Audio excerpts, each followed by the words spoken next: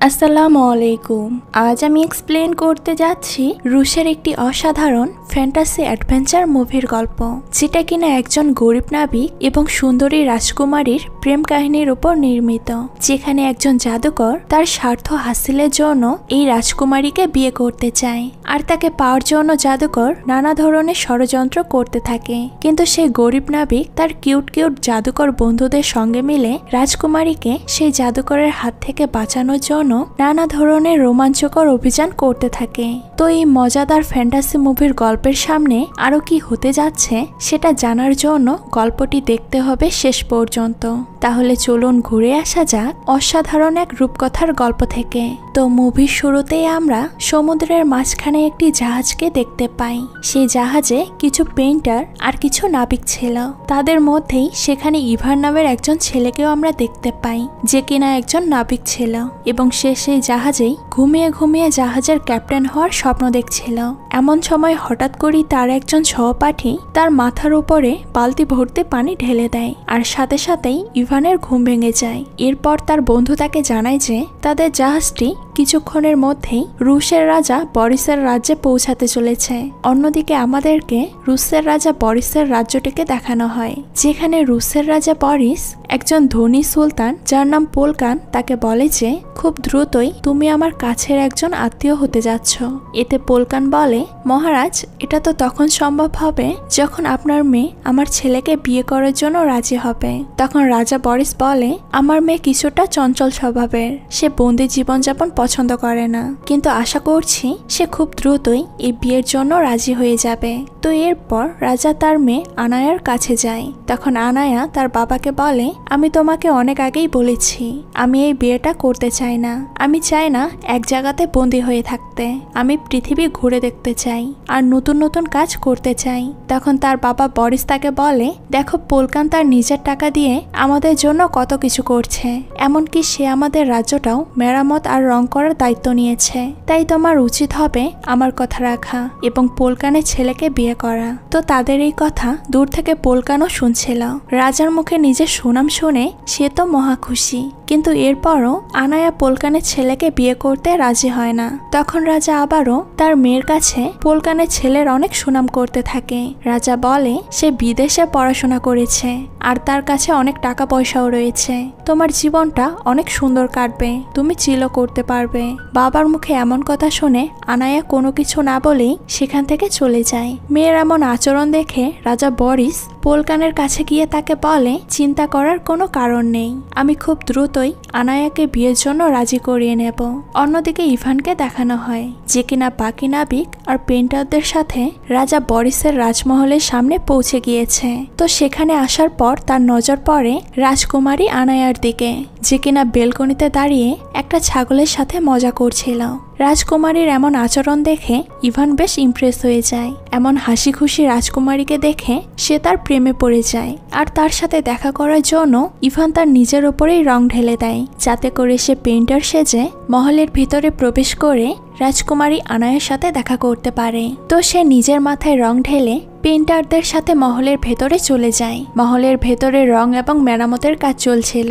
রাজকুমারী আনায়াও সেখানে তার বান্ধবীদের সাথে রঙের কাজ দেখছিল।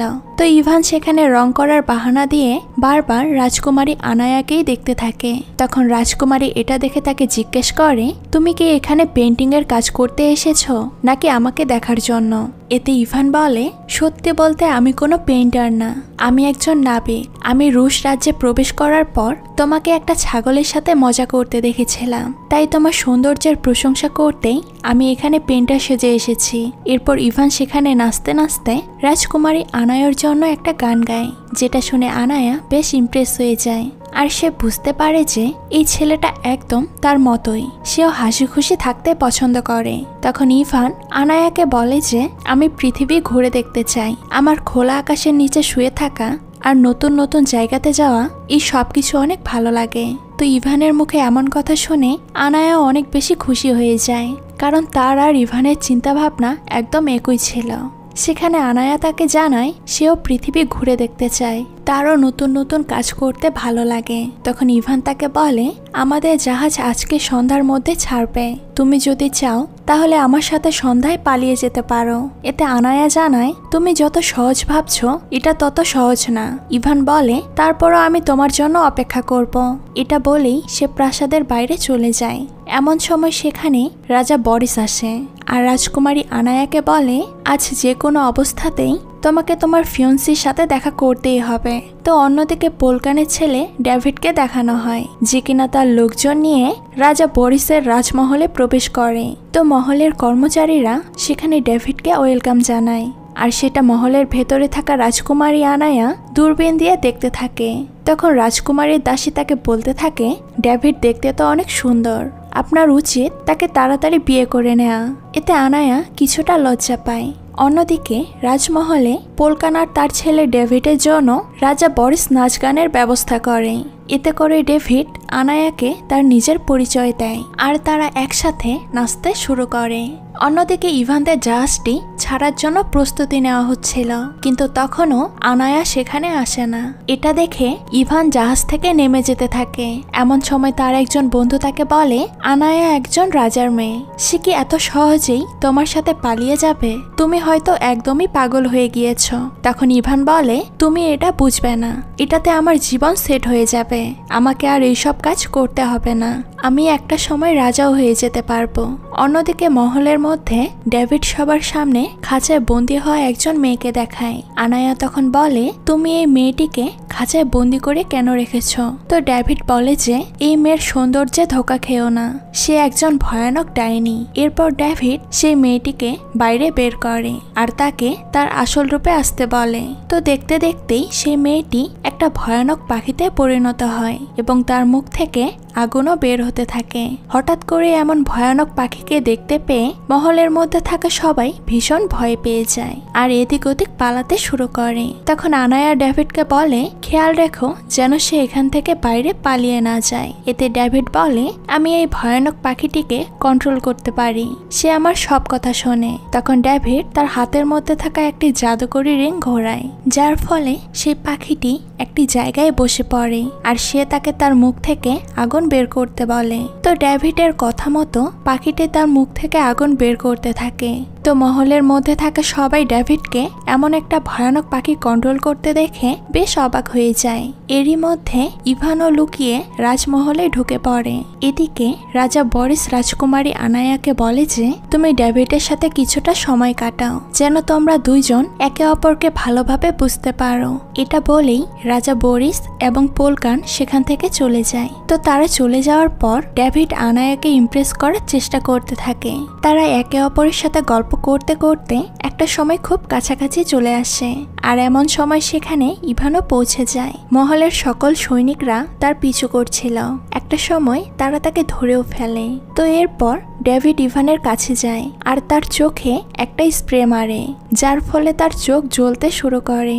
আনায়া তখন তাকে বলে ইভানকে ছেড়ে দিতে, কিন্তু ডেভিড সৈনিকদেরকে আদেশ দেয় যে ইভানকে যেন সেই খাঁচাটার মধ্যে বন্দি করে রাখা হয়, যেখানে সেই ডাইনিটি রয়েছে। তো সৈনিকরা যখন ইভানকে সেখান থেকে নিয়ে যায়, তখন ডেভিড আবারও রাজকুমারের কাছাকাছি আসার চেষ্টা করে, কিন্তু এতক্ষণে ইভানকে দেখে আনায়ার মন বদলে যায় এবং সে সেখান থেকে চলে যায়। অন্যদিকে খাঁচার মধ্যে বন্দি অবস্থায় থাকা ইভান আর সেই ডাইনিটিকে দেখানো হয়, যেখানে ডাইনিটি ইভানকে বলে যে তার নাম ইয়ামিনী। তখন ইভান তাকে বলে, তুমি একজন ডাইনি, এই জন্যই কি ডেভিড তোমাকে এখানে বন্দি করে রেখেছে? এতে ইয়ামিনী বলে, আমি ডাইনি গোত্রের হলেও বিনা কারণে আমি কারো কোনো ক্ষতি করি না, ডেভিড আমাকে নিজের স্বার্থের জন্য এই খাঁচায় বন্দি করে রেখেছে। তখন ইভান বলে, আমি এখানে আনায়াকে আমার সাথে নিয়ে যাওয়ার জন্য এসেছিলাম। এতে ইয়ামিনী বলে, তুমি রাজা বরিসের আসল সত্য জানো না, রাজা তো একদমই গরিব হয়ে গিয়েছে, তার কাছে রাজ্য চালানোর মতো কোনো ধন সম্পত্তি নেই। এই জন্যই রাজা বরিস ধনী সুলতান পোলকানের ছেলে ডেভিডের সাথে রাজকুমারী আনায়ার বিয়ে দেওয়ার সিদ্ধান্ত নিয়েছে। তখন ইভান ইয়ামিনীকে জিজ্ঞেস করে যে তাহলে রাজার সুলতানের কাছে রাজার থেকেও বেশি ধন সম্পত্তি কিভাবে আসলো? এতে ইয়ামিনী তাকে বলে, এই রাজ্যের পাশেই একটা রহস্যময় জঙ্গল রয়েছে, যেখানে অনেকগুলো জাদুকরী প্রাণী বসবাস করে, আর সেই জঙ্গলেই লুকানো আছে অনেক অনেক গুপ্তধন। পোলকান আর তার ছেলে মূলত সেখান থেকেই কিছু গুপ্তধন খুঁজে পেয়েছিল। এই কারণেই আজ তারা এত ধনী হতে পেরেছে। যেটা শুনে ইভান বেশ অবাক হয়ে যায়। তারা দুইজন গল্পই করছিল, এমন সময় সেখানে সবার নজর এড়িয়ে রাজকুমারী আনায়া চলে আসে আর ইভানকে মুক্ত করে দিয়ে বলে, তুমি যত দ্রুত সম্ভব শহরের বাইরে চলে যাও, না হলে এবার তোমাকে ডেভিডরা ফাঁসি দিবে। তখন সে বলে, আমি এখান থেকে রহস্যময় জঙ্গলে যাব আর সেখান থেকে ধন সম্পদ নিয়ে আবারও ফিরে আসব। তখন রাজা বরিস তোমার সাথে আমাকেই বিয়ে দেবে। এতে আনায়া বলে, সেই জঙ্গলে আজ পর্যন্ত যারা যারা গিয়েছে তাদের বেশিরভাগ মানুষই মারা গিয়েছে, নয়তো গায়েব হয়ে গিয়েছে। এরই মাঝে ইয়ামিনী ইভানকে বলে, তোমাকে সাহায্য করার জন্য আমি তোমাকে একটা ম্যাজিক্যাল বল দিচ্ছি। এই বল তোমাকে সঠিক রাস্তা দেখাবে, যাতে করে তুমি খুব সহজেই সে গুপ্তধন পর্যন্ত পৌঁছাতে পারো। এরপর ইভান সেই ম্যাজিক্যাল বলটি নিয়ে বেরিয়ে পড়ে গুপ্তধন খোঁজার উদ্দেশ্যে। তো পরের দিন সকালে রাজা বরিস তার মেয়ে আনায়াকে বলে যে, আমি শুনেছি তুমি নাকি একজন নাবিকের সাথে প্রেম করছো। এতে সে বলে, হ্যাঁ, কারণ সে একদম আমার মতোই স্বাধীন চেতা একজন মানুষ। তখন রাজা বরিস বলে, তুমি কেন বুঝতে পারছো না, আমাদের রাজকোষ একদম খালি হয়ে গিয়েছে। রাজ্য চালানোর মতো রাজকোষে অল্পমাত্র ধনই অবশিষ্ট রয়েছে।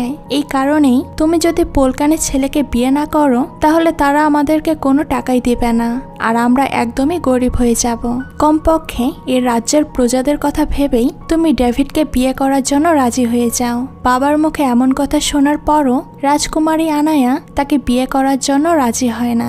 এতে রাজা বরিস প্রচন্ড রেগে যায় আর তার মেয়েকে সেই রুমেই নজরবন্দি করে রাখে, যেন সে সেখান থেকে পালিয়ে যেতে না পারে।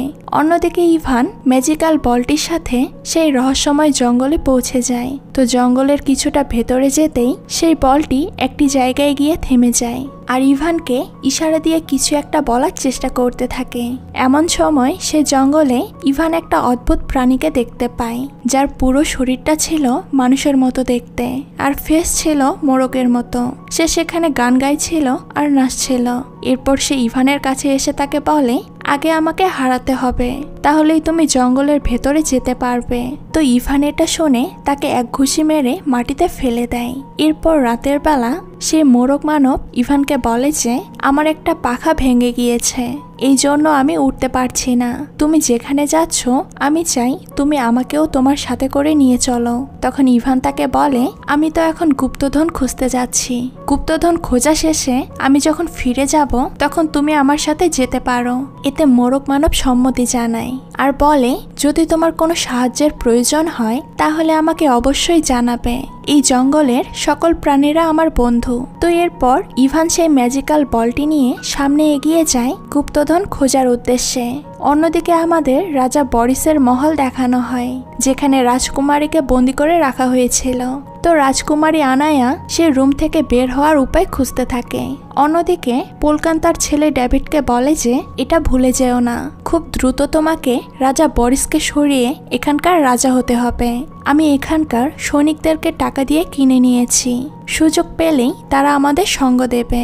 এজন্য দ্রুত তুমি রাজকুমারী আনায়াকে বিয়ের জন্য রাজি করাও। এতে ডেভিড বলে, ধীরে ধীরে রাজকুমারী আমার পাতা ফাঁদে পা দিতে যাচ্ছে।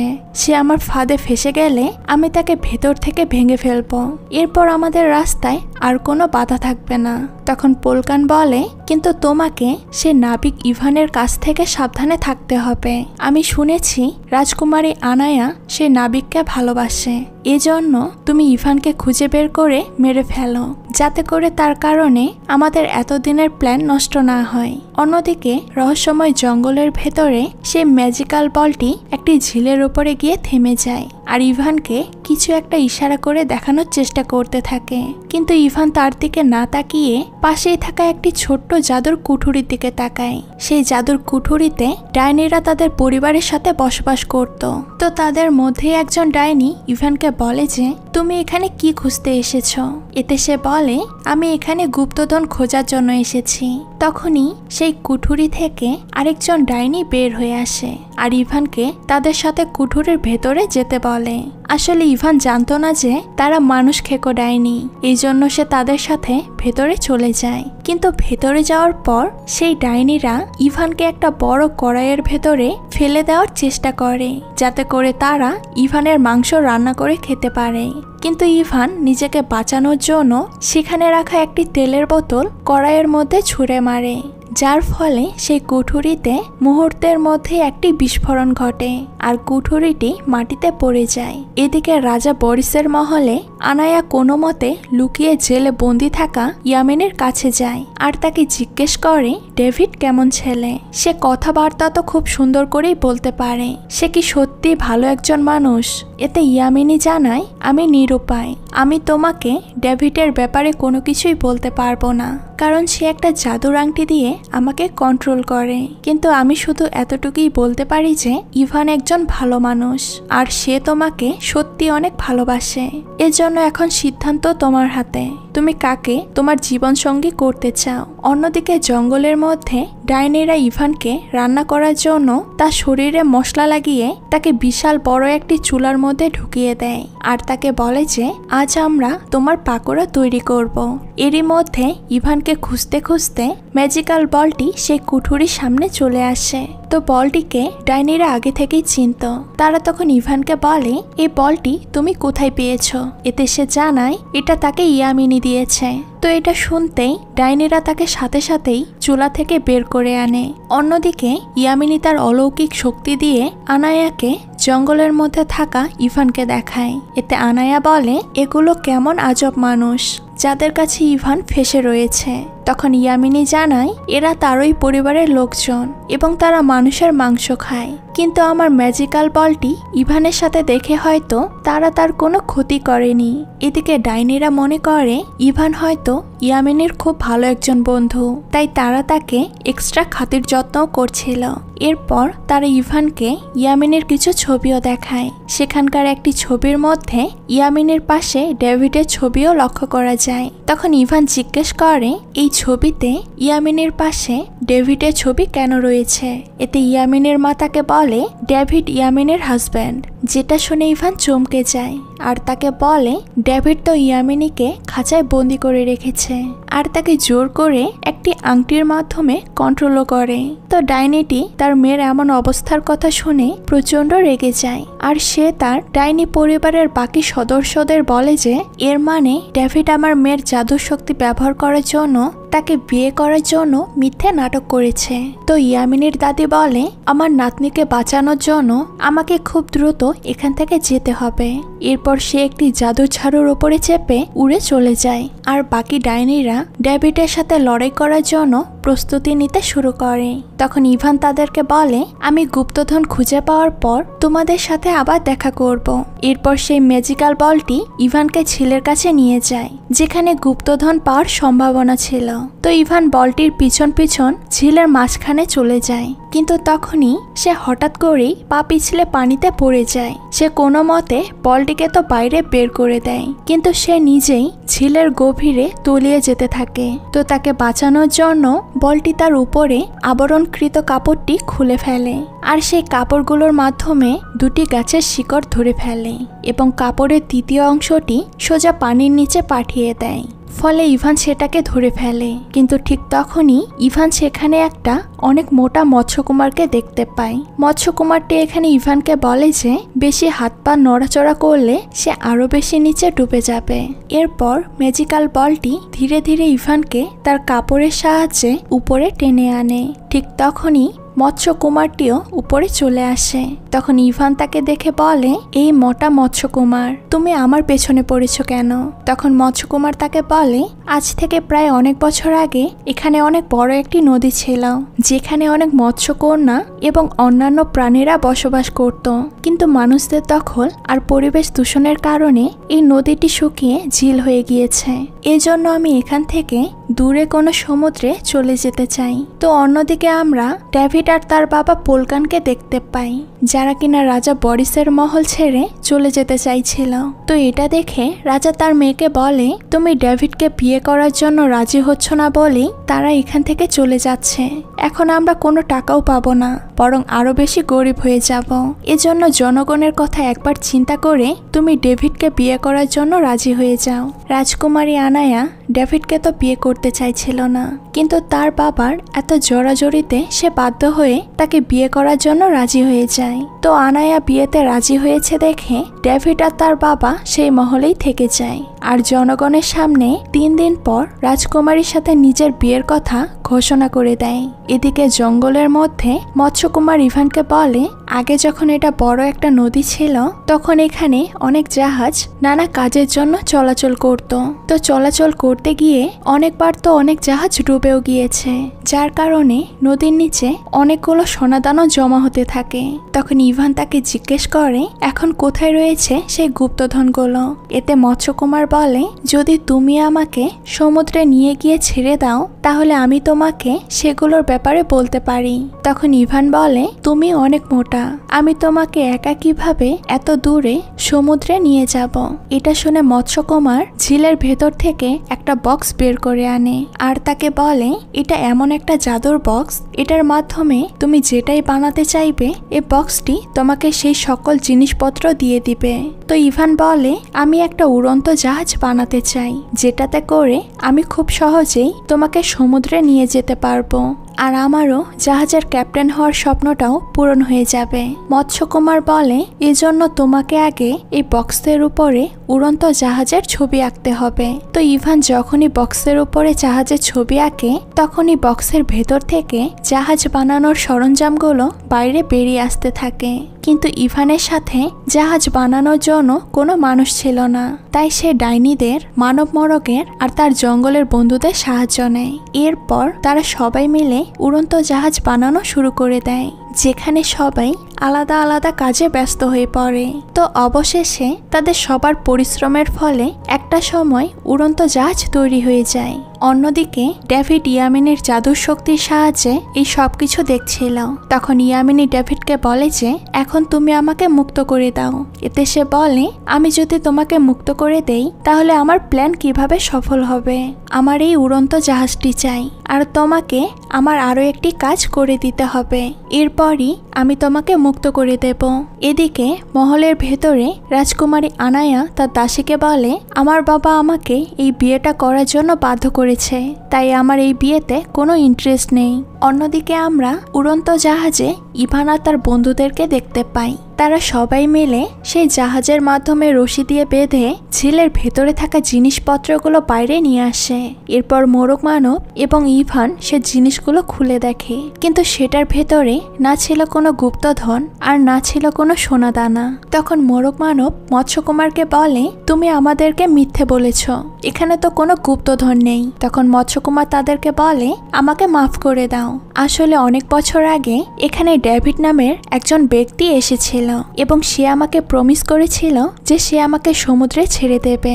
এর বদলে আমি তাকে ঝিলের মধ্যে থাকা সমস্ত স্বর্ণ আর টাকা দিয়ে দিয়েছিলাম, কিন্তু সে আমাকে ধোঁকা দিয়েছে, সে আর কখনোই ফিরে আসেনি। আমি যদি তোমাদেরকে এ কথা আগেই বলে দিতাম তাহলে তোমরা আমাকে সমুদ্র পর্যন্ত নিয়ে যেতে কখনোই রাজি হতে না। তখন ইভান বলে, আমি এখন বুঝতে পারছি ডেভিড আর পোলকানের কাছে এত ধন সম্পত্তি কিভাবে এসেছে। মৎস্যকুমার বলে, এটা ভালো হয়েছে যে আমি তাকে জাদুর বক্স আর বাকি জিনিসপত্রগুলো দেইনি, যদি এগুলো আমি তাকে দিয়ে দিতাম তাহলে আরো অনেক ক্ষতি হয়ে যেত। ইভান মোরগ মানবকে বলে, জাহাজটি উড়িয়ে রাজা বরিসের রাজ্যে নিয়ে চলো, যাতে করে আমরা ডেভিডের সাথে লড়াই করতে পারি। এদিকে পরের দিন যখন রাজকুমারী তৈরি হচ্ছিল তখন বাইরে থেকে কিছু একটা আওয়াজ শুনতে পেয়ে সে বেলকনির কাছে যায়। তো সেখানে গিয়ে সে দেখে উড়ন্ত জাহাজে চেপে ইভান, ডাইনিরা আর তাদের বাকি বন্ধুদের সাথে নিয়ে সে মহলের কাছাকাছি চলে এসেছে। কিন্তু ডেভিড আগে থেকেই তাদের সাথে লড়াই করার জন্য প্রস্তুতি নিয়ে রেখেছিল। তো এটা দেখে ইভান তাদের জাহাজটি উপরের দিকে নিয়ে যেতে শুরু করে, কিন্তু জাহাজটি নিচে নামানোর জন্য ডেভিডের সৈন্যরা জাহাজটি দড়ি দিয়ে বেঁধে ফেলে আর সবাই মিলে জাহাজটি নিচে নামানোর চেষ্টা করতে থাকে। আর তাদের মধ্যে কিছু সৈনিকরা দড়ি ধরে উপরে উঠতে থাকে। তো তাদেরকে থামানোর জন্য ডাইনিরা তাদের জাদু ঝাড়ুর ওপরে চেপে তাদের সাথে লড়াই করতে শুরু করে। এদিকে জাহাজে ওঠা সৈনিকদের সাথে ইভান লড়াই করছিল আর সে তাদেরকে মেরে নিচে ফেলে দেয়। তো ডেভিড তার সৈনিকদের হাঁটতে দেখে তার সৈনিকদেরকে সে তোপের ভেতর থেকে বড় তীর ছুটতে বলে। তো সৈনিকদের মাধ্যমে ছুটতে থাকা সেই বড় তীরগুলোর মধ্যে বেশিরভাগ তীরই উড়ন্ত ডাইনিরা তাদের দিকেই ছুঁড়ে মারছিল, কিন্তু এর মধ্যে থেকে একটি বড় তীর জাহাজের ভেতরে ঢুকে যায়। এরপর সৈনিকরা তীরের সঙ্গে লাগানো যে রশিটি ছিল সেটার সঙ্গে যুক্ত কাঠের তৈরি চরকার মাধ্যমে জাহাজটিকে নিচের দিকে নামানোর চেষ্টা করছিল। তো এমন সময় ডেভিড তার হাতে থাকা আংটির মাধ্যমে ইয়ামিনীকে ভয়ানক পাখি হওয়ার জন্য বাধ্য করে আর তাকে ডাইনি আর জাহাজের উপরে আগুন দিতে বলে। তো ইয়ামিনী না চাইতেও তাকে পাখি হয়ে নিজের পরিবারের লোকেদের ওপর হামলা করতে হয়, যার ফলে ইভান আর তার বন্ধুরা কিছুটা দুর্বল হয়ে পড়ে। এরই মধ্যে ইভান দড়িগুলো কাটার চেষ্টা করতে থাকে যাতে জাহাজটিকে আবারও উপরে ওড়ানো যায়। তো এটা দেখে পাখিটি ইভানের উপরে আক্রমণ করার চেষ্টা করে, কিন্তু ইভানকে বাঁচানোর জন্য মানব মোরগ সেই ভয়ানক পাখিটির উপরে লাফ দেয় আর তাকে সেখান থেকে সরিয়ে ফেলে। অবশেষে ইভান দড়িগুলো কাটতে সক্ষম হয়, যার ফলে জাহাজটি আবারও উপরের দিকে যেতে থাকে। তখন জাহাজে থাকা মৎস্যকুমার নিচে সমুদ্রের মধ্যে লাফ দেয়। তো ইভান সেই পাখিটিকে থামানোর জন্য জাহাজে থাকা একটি বিশাল শিকল তার দিকে ছুঁড়ে মারে এবং সেটি গিয়ে লাগে পাখিটির শরীরে, ফলে সেই পাখিটি নিচে সমুদ্রের মধ্যে পড়ে যায়। এরপর ইভান মহলের বেলকনিতে দাঁড়িয়ে থাকা রাজকুমারী আনায়াকে তার সাথে যেতে বলে। তো আনায়াও তার কথায় রাজি হয়ে যায়। ইভান তখন তার হাত তার দিকে বাড়িয়ে দেয় তাকে জাহাজে তুলে নেওয়ার জন্য, কিন্তু তখনই হঠাৎ করেই ডেভিড ইভানের দিকে একটা তীর ছুঁড়ে মারে আর তীরটা গিয়ে সোজা ইভানের বুকে গিয়ে লাগে, ফলে সে আনায়ার চোখের সামনেই সমুদ্রের মধ্যে পড়ে যায়। তো এই ঘটনায় রাজকুমারী সহ তার বাকি বন্ধুরাও বেশ কষ্ট পায়। এদিকে ডেভিড ভাবে সে হয়তো এই লড়াইটা জিতে গিয়েছে, কিন্তু সমুদ্রের মাঝে থাকা মৎস্যকুমার ইভানকে ধরে সমুদ্রের বাইরে নিয়ে আসে। বুকের ভেতরে তীর লাগার ফলে তার অবস্থা বেশ খারাপ হয়ে যায়, অর্থাৎ সে মৃত্যুর শেষ প্রান্তে চলে গিয়েছে। কিন্তু তবুও ডাইনি আর তার বন্ধুরা লতা পাতা দিয়ে তার চিকিৎসা করতে থাকে। এদিকে মহলের ভেতরে জাদু শক্তির দ্বারা ইয়ামিনী আনায়াকে এই সবকিছুই দেখাচ্ছিল। তখন আনায়া বলে, যে করেই হোক তুমি আমাকে ইভানের কাছে পাঠানোর ব্যবস্থা করো, বলা যায় না সে বাঁচবে না মারা যাবে। ইয়ামিনী বলে ঠিক আছে। এরপর সে তাকে একজন বুড়ি রূপে বদলে দেয় যেন তাকে সেখানকার কেউই চিনতে না পারে। তো তারপর আনায়া চলে যায় ইভানের কাছে আর সেখানে গিয়ে সে তাকে কিস করে। ইভানের অবস্থা খুবই খারাপ ছিল, কিন্তু আনায়া তাকে কিস করার পর তার জ্ঞান ফিরে আসে।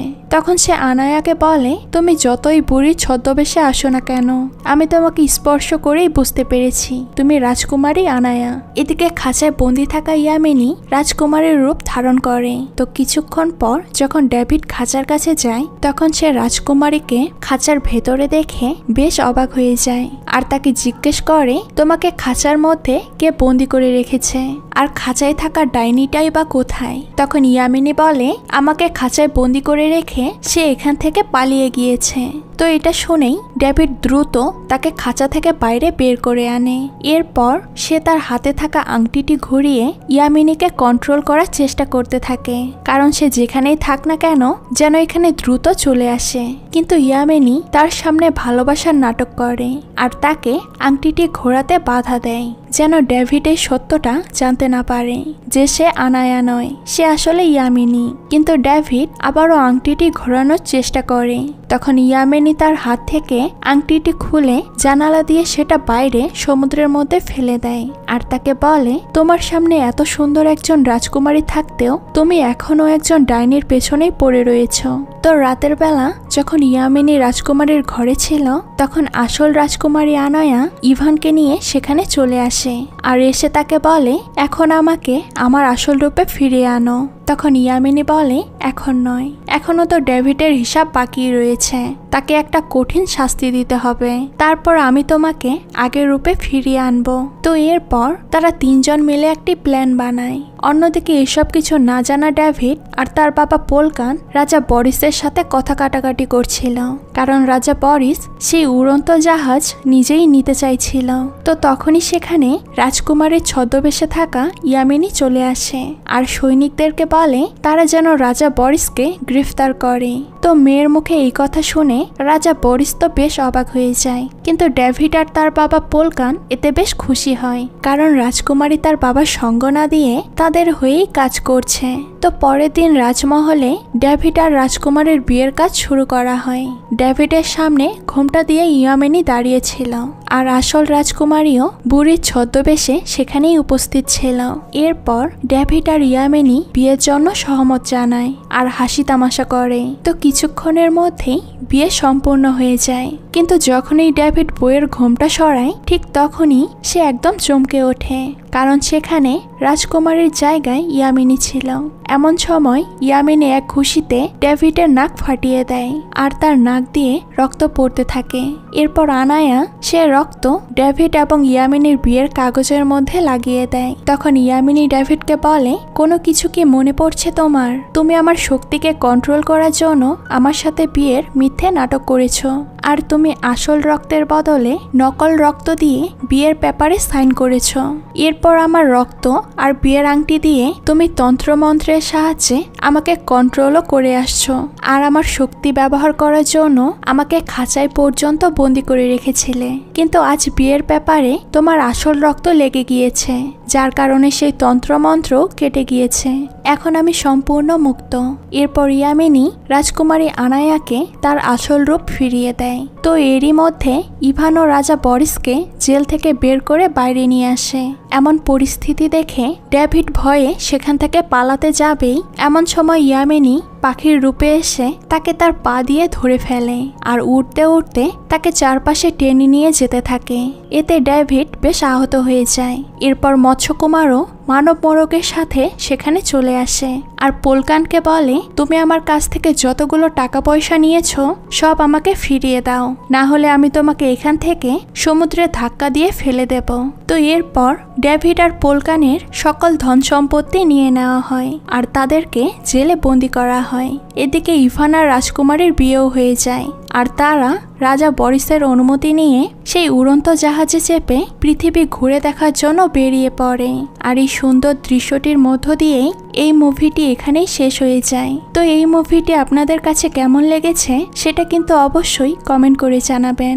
আজকে এই পর্যন্তই, দেখা হচ্ছে নতুন কোনো ভিডিওতে। সেই পর্যন্ত সবাই ভালো থাকবেন। আল্লাহ হাফেজ।